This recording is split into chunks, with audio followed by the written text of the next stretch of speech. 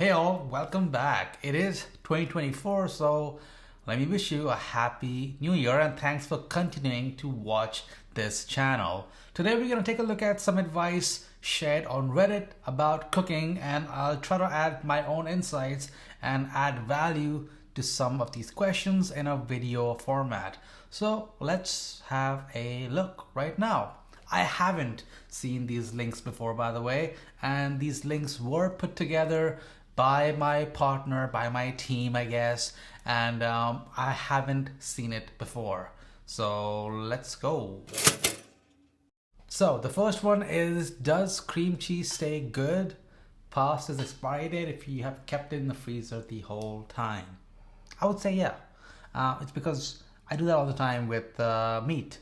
So a lot of times, sometimes actually, the dates that you see on chicken breast or thighs has like at least like a week kind of buffer, maybe like 3-4 days. We're gonna buy it and it has a best by date of like a couple of days in the future, but sometimes those dates are not accurate and things go bad before. So I never really trust the date. When I buy it, I portion it if I can, otherwise I just freeze the whole thing. And even though that date has passed, well, the duration technically starts after you have defrosted it, because freezing it just really slows it down. So most likely, if you have bought cream cheese, it has not hit the expiry date and you freeze it, it'll be fine when you defrost it. But you have to do your checks. Smell it, look at it when it defrosts, and just taste a little fingerful. Like it's not a big deal. You just wanna trust your gut because you'll know when you get sick. Okay, next one. How to cook ground beef in stainless steel frying pan. Not sure why that's a question. Just got all clad, stainless steel, researching how to cook. I think there's a lot of going on over here. There's a lot of questions in here. Things about the water bead test, not letting the pan get too hot, not adding cold meat to a pan, not letting the pan cool down too much because it's sticking. Okay, let's just go to the basics. So you always want to first let the pan heat, then you let the oil heat.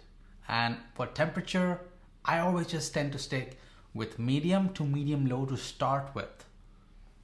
So when the pan feels warm to your hand, then you add the oil. Then you look closely at the oil and the oil shimmers every single time. And if it's not shimmering, your pan is not ready. And when it's shimmering, then you add in your meat. And if your meat is sizzling, then you're good. And if it's not sizzling, then it's not the end of the world. It will start sizzling. Maybe you just have to adjust the temperature or give it a couple of minutes. But then you just start stirring. You just start cooking. And if you're using something like a wooden spoon, then you can just take out anything that is sticking. I don't think sticking is a big concern when it comes to ground beef because you're not really flipping it. It's just ground meat. You're adding spices, other things in there to flavor it up. So don't worry about it. Enough moisture will allow it to release if it is getting stuck. And a bit of sticking is fine. It just browns the meat and it adds a ton of flavor. Let's see what Reddit says over here. Set the stove to medium high, add some oil when it's hot, and when the oil is shimmering. Exactly. Yeah. Don't worry about the durability. Perfect. Like most pans nowadays, I think, have come to a point where they are good. They're really good. And you can't really go wrong with stainless steel. Just look out for the bad, poisonous stainless steel. I mean, the non-stick pans, but stainless steel you are safe with. Don't worry about the meat sticking. At some point, the juice is beginning to render. Exactly. And the meat itself has fats in it, and the fat releases, and it just kind of cooks and lets the meat release on its own. And sometimes the chef's dream is that brown stuff that's stuck at the bottom of the pan. I think it's called like fondant or something. Let me just look it up. Fond or something. Fond chefs. Fond is a French word for base, and all these things that get stuck on the pan as you're cooking it, like chicken breast or steak or ground beef here, it just adds to the flavor of whatever you're making. So if you're making tacos, I think they said they want tacos, right? Yeah, tacos, spaghetti and meat sauce. Like that fawn is gonna add to the flavor as long as it's not black. Don't put anything in until it is hot enough to bead water. Yeah, and you don't have to do that test every single time. You can just start on medium, add the oil, and see if it's shimmering. That is basic enough where you usually won't mess it up. Yeah, exactly. You want caramelization. That's what the browning is. And you don't want boiled meat.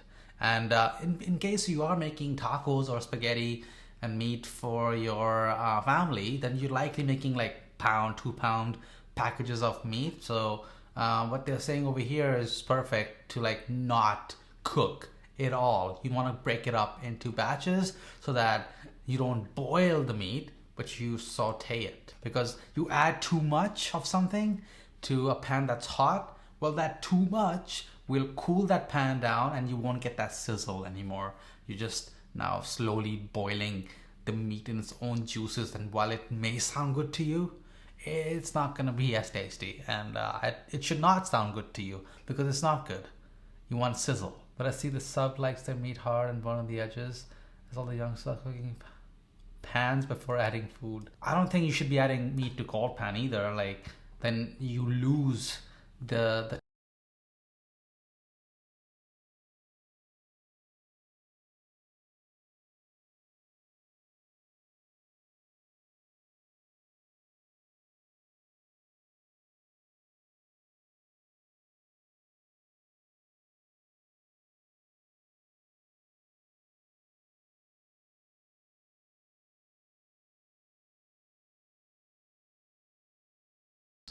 all right, this one seems interesting. Let's close this one. AITA.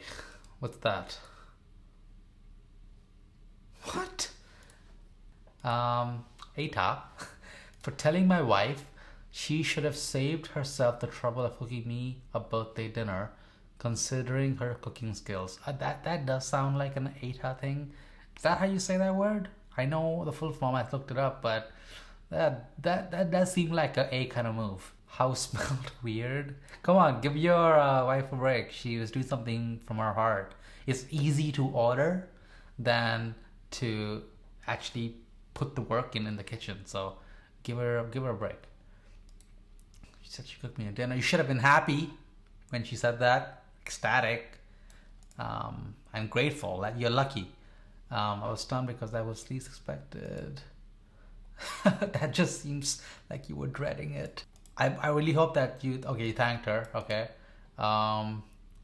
She got upset. Yeah, you should have tried it.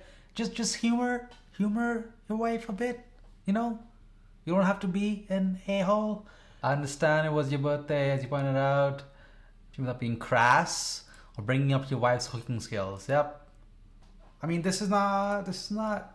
How could she have known this is going to be a failure?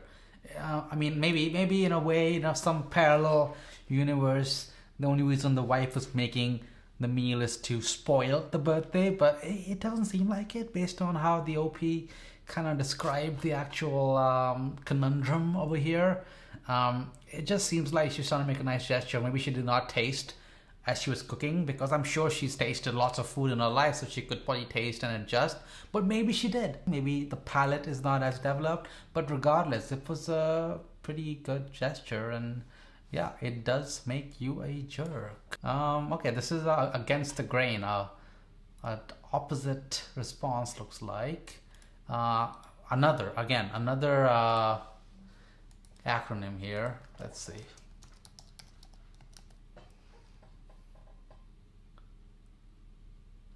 You have to be extraordinarily rude, belittling. However, I think she's an a-hole too. Not for cooking you dinner.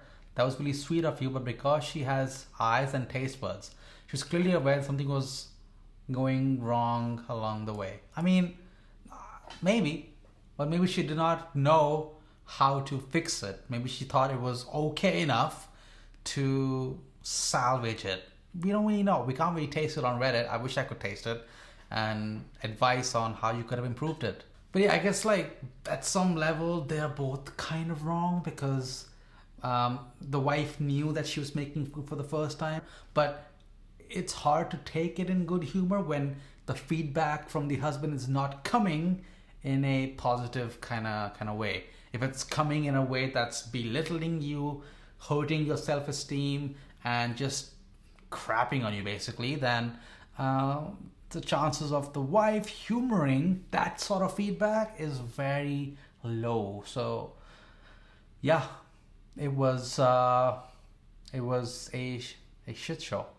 It was a disaster, and I'm glad that that's how we're gonna end it, because this was fun and this was just the tip of the iceberg. I have so many other links. I haven't seen it and I will not see it. It's gonna be a first reaction, but I want to see what your reaction is to a video of this format, and if this is popular enough, I would love to continue doing this just so we can kind of upload more frequently, because this is a lot of fun. I think it's gonna add value to my cooking advice and your cooking journey. I'll see you on the next one. See ya.